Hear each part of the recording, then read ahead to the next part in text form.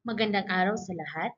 Ngayong araw, tatalakayin natin kung ano ang nangyari sa labanan sa Visayas at sa Mindanao. Unahin natin ang labanan sa Visayas. Noong Setyembre 28, 1901, unang naganap ang labanan sa Samar. Sa ganap na 6:30 ng umaga ay nagbaklas sa mga residente sa Balingiga, Eastern Samar. Nagulantang si Kapitan Thomas O'Connell nang makita ang kaguluhan sa kampo.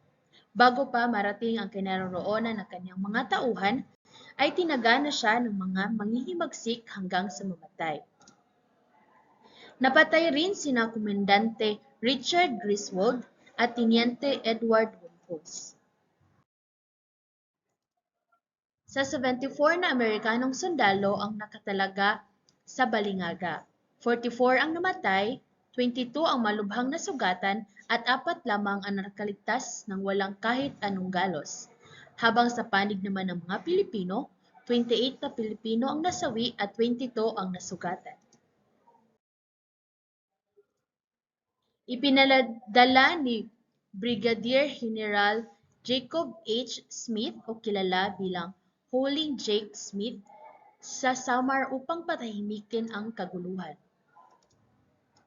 Inutusan ni General Smith si Komendante Littleton Waller na sunugin ang bayan ng Balingaga.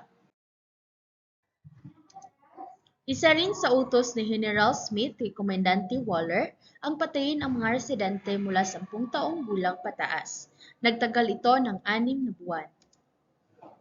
Kinuha ng mga Amerikano ang 3 kampana ng simbahan ng Balingaga bilang alaala sa pangyayari ito. Makalipas ang 117 na taon, binalik noong Disyembre 15, 2018 ang 3 kampana sa San Lorenzo de Martir Parish Church. Ngayon naman ay dumako tayo sa labanan sa Mindanao. Noong Marso 23, 1903 sa Surigao, naganap ang unang labanan sa Mindanao.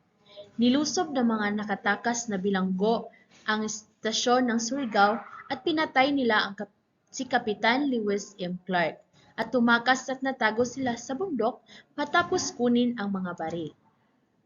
Kumilos si Gobernador General Taft upang mahuli ang mga nakatakas na bilanggo.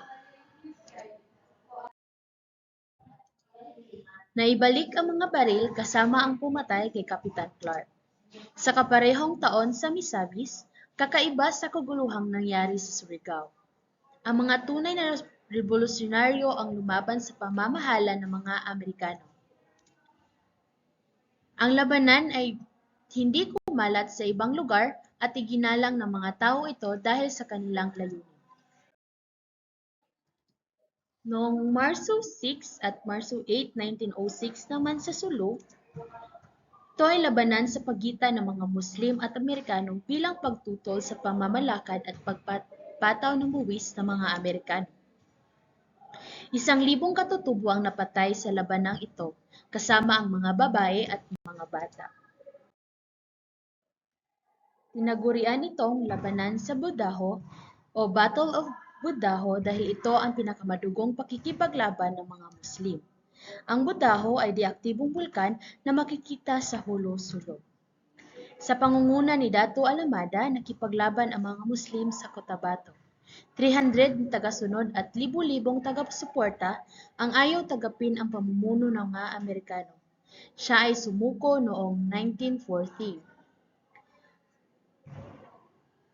Buong tapang na lumaban ng ating mga ninuno para sa kalayaan ng ating bansa at para sa kalayaan nating mga Pilipino laban sa mga Amerikano. Ngayon, ilang taon bago na ibalik ang 3 kampana.